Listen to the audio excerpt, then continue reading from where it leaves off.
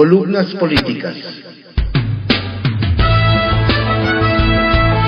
Continuamos con la audiosíntesis informativa de Adrián Ojeda Román, correspondiente al martes 31 de octubre de 2023, último día del mes de octubre.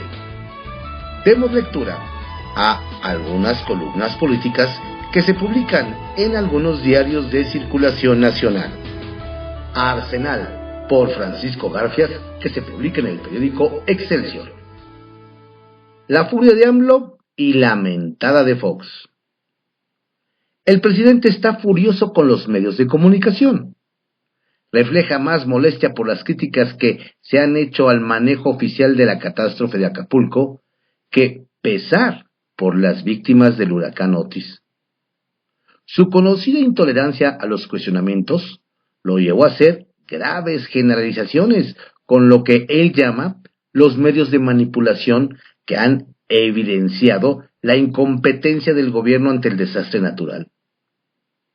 Dice que están como buitres en busca de fallecidos. Tienen problemas con nosotros porque ya no pueden robar como antes los dueños de los medios. Están queriendo aprovecharse de la desgracia de esta tragedia para sacar algún provecho. Son temporadas de sopilotes, asegura. ¿Se le habrá olvidado que la primera versión oficial que no había muertos sin tener información real? Es pregunta. Luego se habló de 24 muertos y 4 desaparecidos. La cifra no se modificó hasta 2 días después. ¿No fue el propio AMLO el que declaró que tuvimos suerte? ¿El Creador nos protegió? ¿No fueron tantos? Es otra pregunta. El trágico saldo subió a 43 muertos y 36 desaparecidos. Luego a 48 muertos para después bajar a 45 muertos. ¿Qué tenemos en el CEMAFO?, dijo la gobernadora de Guerrero, Evelyn Salgado. Uno de los argumentos más utilizados por el oficialismo para justificar la ausencia de medidas efectivas de prevención es que Otis pasó de tormenta tropical a huracán categoría 5 en menos de 12 horas. Transcribo parcialmente una nota de CNN en español, publicada a las 18:57 del pasado martes 24 de octubre, horas antes de que Otis llegara a las costas de Guerrero. Sigue siendo un huracán peligroso según el pronóstico más reciente del Centro Nacional de Huracanes de Estados Unidos. A los expresidentes panistas Vicente Fox y Felipe Calderón también les llovió por criticar su gobierno. El guanajuatense hasta la madre les mentó. No me queda más que decirles: chinguen a su madre a todos los que nos gobiernan, militares o no. Resuelvan Acapulco y la inmensa desgracia en que está nuestro país. Escribió en X. Ese es el expresidente Fox, dijo AMLO. Ya que estamos, la CFE asegura que es completamente falso que el restablecimiento del servicio eléctrico en Acapulco sea hasta enero de 2024, como han señalado algunos medios. La Oficina de Comunicación de la Comisión nos envió un mensaje en el que adelanta que a la hora que usted lea esto, el puerto entero tendrá luz. Ojalá. De acuerdo con sus protocolos, la CFE dio prioridad a servicios fundamentales para la comunidad. Instaló de manera inmediata plantas de emergencia, principalmente para dotar de energía a hospitales, sistemas de comunicaciones, gasolineras, instalaciones de seguridad pública, protección civil y establecimientos que dan servicio prioritarios, asegura el comunicado. Morena tiene hasta el 10 de noviembre para lograr la reelección de la fiscal de la Ciudad de México, Ernestina Godoy. Si no ocurre antes de esa fecha, se tiene que reponer todo el procedimiento con otra terna. Por eso andan apurados. ya le mandaron la iniciativa a la presidenta panista de la mesa directiva del Congreso de la Ciudad de México, Gabriela Salido, para que le dé turno. Fuentes vinculadas con ese proceso nos dicen que hay presiones fuertes sobre diputados locales de la oposición para que se ausenten a la hora de la votación, a fin de que Morena alcance la mayoría requerida. Sabemos que ya hay un acuerdo entre los tres partidos del Frente Amplio por México de votar en contra de que se quede Godoy. Saben que si se reelige como fiscal, les va a hacer la vida de cuadritos 4 años más. Allí es donde empieza el juego sucio de Morena para que se ausenten o les den ganas de ir al baño a la hora de votar.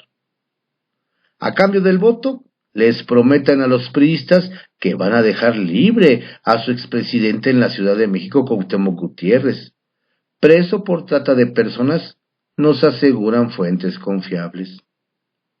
Agregan, el PRD anda enojado con el PAN porque le dio los votos a Morena en Michoacán para nombrar al Contralor del Estado. El PRI está enojado con el PAN porque le dio los votos a la Contaduría Mayor de Hacienda para que sesionara la Auditoría Superior y desahogara algunos temas de Morena y no les avisó. El ambiente se enrareció aún más por el hecho de que priistas y periodistas no quieren que la citada presidenta panista le dé turno a la iniciativa de reelección hasta que llegue la fecha fatal y se vean obligados a reponer el proceso. Pero el PAN dice es que si no le doy turno va a ser un problema. Priistas y periodistas responden, no hay problema si la mesa dice que se va a hacer un análisis. ¿Cuántas iniciativas se han quedado sin darles turno y no pasa nada?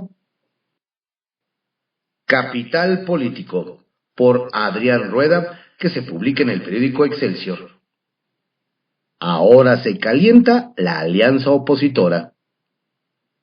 Si bien las últimas semanas el tema político ha sido la salvaje lucha por la candidatura de Morena a la jefatura de gobierno, en los próximos días subirá la flama en la Alianza por la Ciudad de México, donde ya varios juntan sus bidones de gasolina. Aunque el favorito sigue siendo el alcalde de Benito Juárez, Santiago Taboada, ya tienen a otros 3 alcaldes, todos con licencia, arriba del ring. Adrián Rubalcaba, de Coajimalpa, Lía Limón, de Álvaro Obregón, y Sandra Cuevas, de Cuauhtémoc.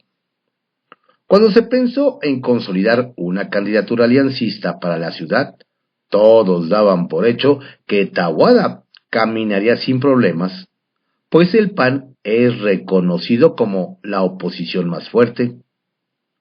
Nadie imaginaba entonces que se podía gestar una rebelión de alcaldes encabezadas por Rubalcaba, quien es uno de los principales impulsores de que se hagan encuestas, debates y hasta una votación en urnas para que la oposición defina a su candidato. Esta rebelión de alcaldes se dio básicamente porque la mayoría de ellos se quejaba de que Santiago, apoyado por el diputado Jorge Romero, líder del grupo panista de los 5 Magníficos, se dirigía a ellos no como candidato, sino como si ya fuera jefe de gobierno. Al igual que en Morena, con Omar Hamid García Harfuch, a quien Claudia Sheinbaum intentó imponer sin consenso previo, los panistas no tuvieron el cuidado de procesar la candidatura de Taboada y se calentó el asunto. La principal confrontación es entre los alcaldes de Benito Juárez y Coajimalpa, cuya relación es tensa, y lo que le sigue, por lo que todos en la oposición urgen a definir las reglas de la contienda. Y es que esta tardanza la ha querido aprovechar los oportunistas de siempre, sobre todo en el PRD, partido que lo único que aporta ya es el membrete, donde el dirigente nacional Jesús Zambrano y su escudero Luis Espinosa Cházaro quieren colgarse de la alianza. En su ambición por ser senador, pero antes presentarse como aspirante al gobierno capitalino. Espinosa, jalisciense criado en Querétaro, que se la pasa jurando que es chilango, opera en el Sol Azteca para dejar fuera al diputado Víctor Hugo Lobo, quien también aspira al cargo. El problema es que si Lobo es ninguneado en una de esas, agarra sus chivas y se va con su música a otra parte, lo que afectaría no solo al PRD, sino a la alianza en general, pues es una contienda tan cerrada como se prevé, sus votos pueden inclinar la balanza. Este tema debería preocupar a Taboada y a Romero, y decidir si quieren a su lado a alguien como Lobo, el líder periodista más importante en la ciudad, o cargar con Zambrano y Espinosa, que no les aportan más de 10 votos, pero sí serán una carga muy pesada. La llama apenas empieza, pero ya hay varios soplándole para que se expanda. Centavitos. Como que ya se hizo una costumbre en los gobiernos de la 4T, inaugurar obras sin estar listas solo para la foto, como el AIFA, el Tren Maya o la refinería de Dos Bocas, por ejemplo. En Morelos, con el libramiento Cuernavaca-Tepoztlán inaugurado por Cuauhtémoc Blanco y el presidente, pero que meses después continúa en obra. O en la Ciudad de México con el trolebús elevado sobre Ermita Iztapalapa o la rehabilitación de la línea 12. Ahora se repite con la ya de por sí tardía reapertura de la línea 1 del metro, inaugurada el domingo por Martí Batres, pero que hasta ayer seguía cerrada. Por eso ahora que se oye un "me canso ganso que levanto Acapulco", los porteños expresan un "ya valimos". A ver, díganles que no. Historias de reportero, por Carlos Dores de Mola, que se publica en el periódico El Universal. Minuto a minuto, AMLO tenía la información y no avisó del huracán. La primera vez que se alertó que un huracán podría impactar fue el lunes pasado, antes de las 4 de la tarde. El presidente demoró 28 horas en hablar del tema. 28 horas que pudieron ser claves para adelantar los apoyos y salvar vidas. Esta es la línea de tiempo que demuestra que el presidente no avisó. Es información pública del Centro Nacional de Huracanes de Estados Unidos y del Servicio Meteorológico Nacional del Gobierno mexicano. Cuando hay diferencias horarias, se ajustan a la hora del centro de México. Lunes 23 de octubre, 3:48 de la tarde. El Centro Nacional de Huracanes emite una alerta temprana de huracán. Advierte: es posible que la tarde del martes haya condiciones de huracán en las costas sur de México. Se puede consultar en @NHC-Pacific. 6:48 de la tarde. El Centro Nacional de Huracanes tuitea: el pronóstico es que la potencia de Otis se intensificará y tendrá fuerza de huracán al tocar tierra. Martes 24 de octubre, 3:15 de la mañana. En su aviso 12, el Servicio Meteorológico Nacional alerta por primera vez que Otis se convertiría en huracán, que a la medianoche estaría 80 kilómetros al sur-sureste de Acapulco y había que extremar precauciones a la población en general. 4:01 de la mañana. El Centro Nacional de Huracanes alerta: se pronostica que Otis se convertirá en huracán antes de llegar a la costa sur de México a última hora de la noche del miércoles. Se espera que una peligrosa marejada ciclónica produzca importantes inundaciones, olas grandes y destructivas. 5 de la mañana. Boletín del Centro Nacional de Huracanes de Estados Unidos. Deben apresurarse las medidas para proteger las vidas y patrimonio de la población. 6 de la mañana, aproximadamente. El presidente López Obrador inicia a puerta cerrada su reunión diaria de seguridad. No se sabe si abordó el tema del huracán. 6:15 de la mañana. El aviso 13 del Sistema Meteorológico Nacional reitera la información del aviso 12, ver arriba, emitido 3 horas antes, pidiendo a la población extremar precauciones. 7:10 de la mañana. El presidente López Obrador inicia su conferencia mañanera que tiene una duración de 2 horas con 40 minutos. No dice una sola palabra sobre el huracán. 12:15 del mediodía. El aviso 15 del Sistema Meteorológico Nacional informa que, como se había pronosticado, Otis ya es huracán. 3:15 de la tarde. Aviso 17 del Sistema Meteorológico Nacional. Otis se intensificó a categoría 3 y se espera que a la medianoche sea categoría 4. 4:10 de la tarde. El Centro Nacional de Huracanes de Estados Unidos informa. El pronóstico es que Otis se convertirá en huracán categoría 4 extremadamente peligroso cuando llegue a la costa sur de México, la noche de este martes o a primeras horas del miércoles. 5:56 de la tarde. Pacific Alerta. Otis rápidamente se intensifica a huracán categoría 4 extremadamente peligroso y se espera que esté muy cerca de la categoría 5 al tocar tierra. 6:15 de la tarde. Aviso 18 del Sistema Meteorológico Nacional. Otis ya es categoría 4 y se espera que a la medianoche sea categoría 5. 8:06 de la noche. Primer aviso del presidente López Obrador sobre el huracán. En un tuit pide a la población trasladarse a refugios, mantenerse en lugares seguros, alejados de ríos y arroyos, barrancas, y estén alertas, sin confiarse. Este primer aviso del presidente sucede 28 horas después de que se dio la primera alerta temprana del huracán en Estados Unidos y 18 horas después de que el Meteorológico Nacional pronosticó que Otis se convertiría en huracán. En este momento ya era categoría 4 en Acapulco, era de noche y se sentían vientos de 200 kilómetros por hora. 8:30 de la noche aproximadamente. El secretario general de gobierno de Guerrero, el morenista Ludwig Reynoso, inaugura una convención minera en Acapulco. 9:48 de la noche. El Centro Nacional de Huracanes de Estados Unidos alerta.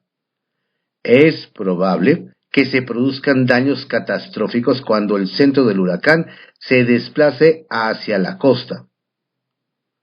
A las 0:25 horas del miércoles impactó el huracán. Son datos duros. El presidente se la vive distraído en destilar sus odios y sus venganzas. Se olvida de lo importante. El día del huracán, en vez de atender las alertas internacionales y nacionales, estaba en sus ataques habituales a la corte, a la prensa. Por eso no avisó. Hoy están tratando de evadir esa responsabilidad. En privado, por Joaquín López Dóriga, que se publica en el periódico Milenio. El insulto presidencial ante la realidad.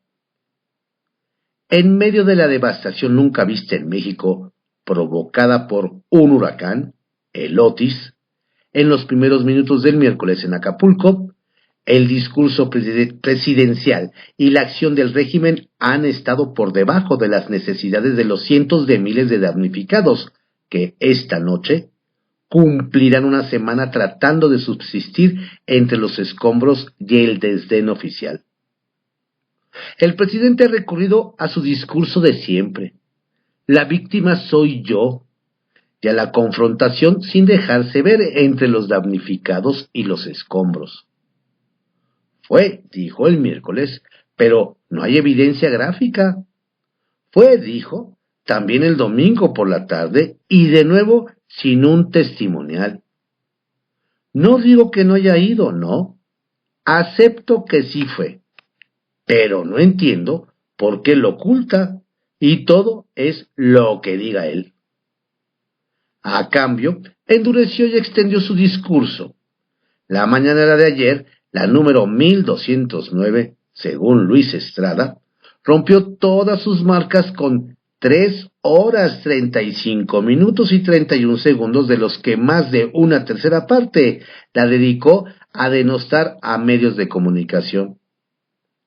En este recurso de que la agresión es la mejor defensa para su gestión, en su peor crisis recurrió a todos los descalificativos contra los periodistas y directivos de los medios: manipuladores, buitres, viles, aprovechados, privilegiados, sopilotes, mentirosos, calumniadores, irresponsables, corruptos, inmorales, deshonestos, opositores, ladrones, provocadores, perversos, hipócritas, de malas entrañas, decadentes, saqueadores, basura. Así, y más a la ofensiva presidencial en medio de la catástrofe, ataques que buscan enfrentar, denostar y así distraer inútilmente de la realidad, olvidando que cuando se recurre a los calificativos se confirma la escasez de argumentos. Y es su palabra contra la realidad y su visión contra la catástrofe. Como siempre, el discurso de la confrontación y el conflicto como si fuera inagotable. Retales. 1. Respuesta. El régimen, ante las críticas a su funcionar en la crisis, ha desatado una ofensiva en redes incalculable en dinero y recursos, en la defensa del presidente y en ataques de cualquier crítica, como si todo fuera el 100. Se ven más preocupados por la imagen presidencial que por la catástrofe. Y endurecerán sus ataques. 2. Tedio. En medio de la mañanera, el presidente dio amplio espacio al procurador del consumidor para que hablara de precios de la gasolina, pero no de Acapulco. ¡Ay, del Tren Maya! Y los gobernadores de Chiapas y Tabasco y el director del INA, y los de las empresas Moto Engil y Alstom. Vamos, lo vital, en este momento. Y 3. ¿Solidarios? Los diputados de Morena, siempre solidarios y a la orden presidencial, cancelaron la agenda política en la sesión de ayer para no trivializar el tema del huracán. Y claro, llamaron a los medios a no desinformar. ¡Qué poca madre! Uso de razón, por Pablo Idiar, que se publica en el periódico El Financiero. Punto de quiebre. La respuesta del gobierno a la tragedia en Guerrero debe marcar el adiós de un grupo de incompetentes y peleoneros que en mala hora llegó a Palacio Nacional. Esto tiene que terminar el próximo año. De lo contrario, la anarquía que vemos en Guerrero estará en todo el país.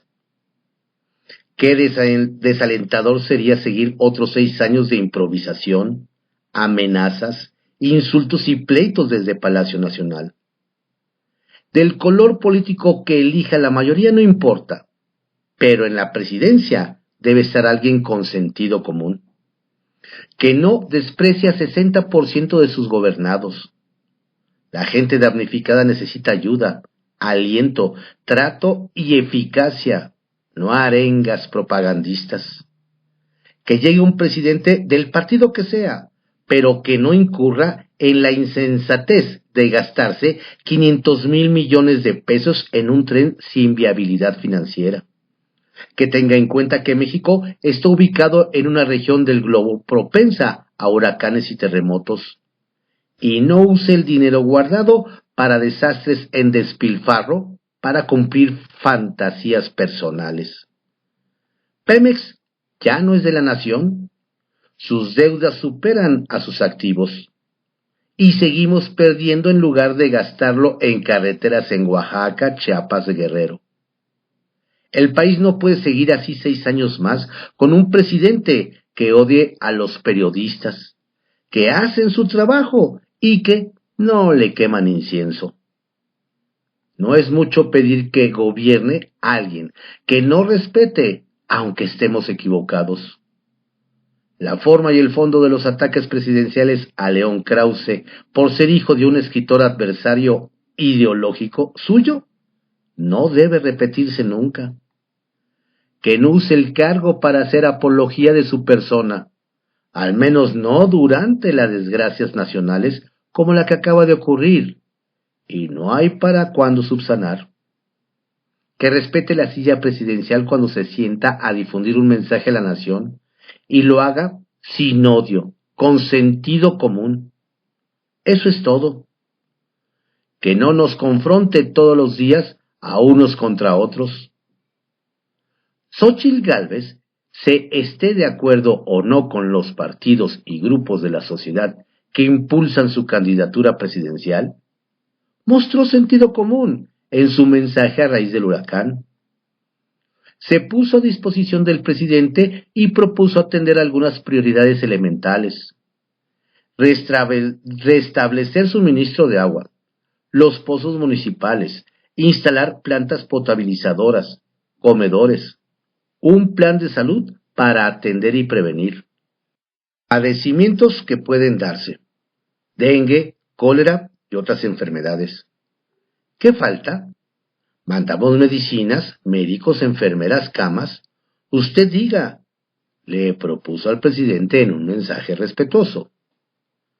Solidaridad y sentido común es lo que mostró Gálvez, y desde una posición de humildad. Entonces, si hay disposición a colaborar con el gobierno, ¿por qué insultar a los que son de otro color político? Así ha sido todo el sexenio. Insulto y destrucción. ¿Nos vamos a pasar otros 6 años siendo insultados hasta por niñerías? En lugar de ignorar a Vicente Fox, que ya no representa a nadie, el presidente puso 2 veces en cadena nacional una mentada que le mandó el de Guanajuato. Nuestros gobernantes están obsesionados con pequeñeces. Ya han dejado al país a la deriva. Grilla mata gobierno, escribió ayer un colega de izquierda. Y tiene razón. Otis develó de manera terrible las consecuencias de una suma de errores garrafales en la conducción del país, que no llamaban la atención porque no se hacían tan visibles como ahora. Dejar hacer y dejar crecer a los grupos criminales e incluso brindarles protección, los fundió con las autoridades estatales y municipales. Son una y la misma cosa. En cada región o municipio guerrerense manda el que tiene más pistoleros y es más salvaje. No hay gobierno en Guerrero. Es solo un formalismo simbólico, inoperante. Si está o no está Evelyn Salgado, da igual. La destrucción de instituciones, el desgaste de otras por el golpeo presidencial, su desnaturalización y corrosión deliberada, el uso del gobierno como aparato de propaganda personal, han dejado débil al Estado para cumplir sus tareas fundamentales y pasan la cuenta en Acapulco.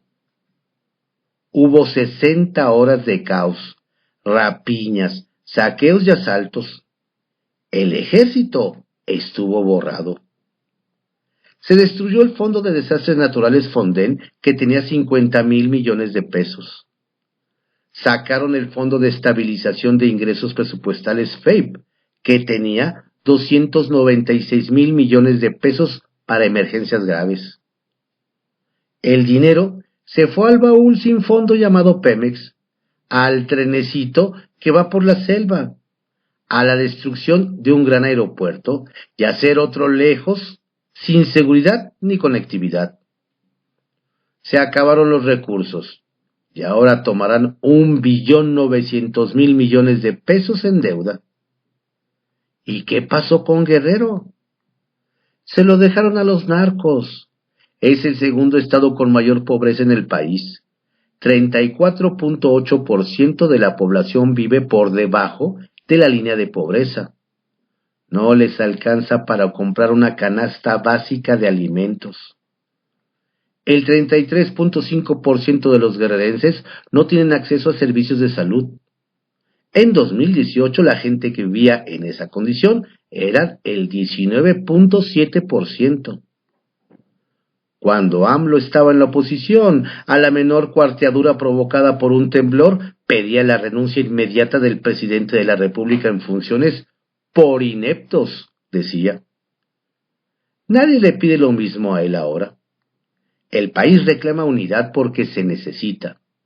Ya en las elecciones habrá manera de ajustar cuentas por la vía democrática. Ahí sí, o se van el rencor y el sectarismo de Palacio Nacional, o todo México será guerrero.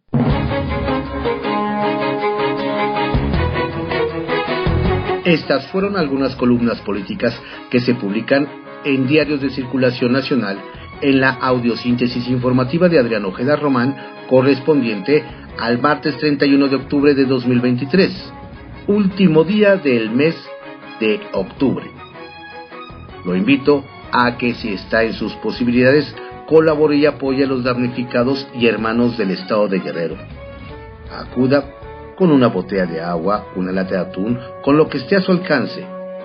Todo les es útil en estos momentos a nuestros hermanos del estado de Guerrero. Saludos cordiales de su servidor, Adrián Ojeda Casilla, quien lo invita a que se mantenga informado a través de nuestro sitio en www.cconoticias.info.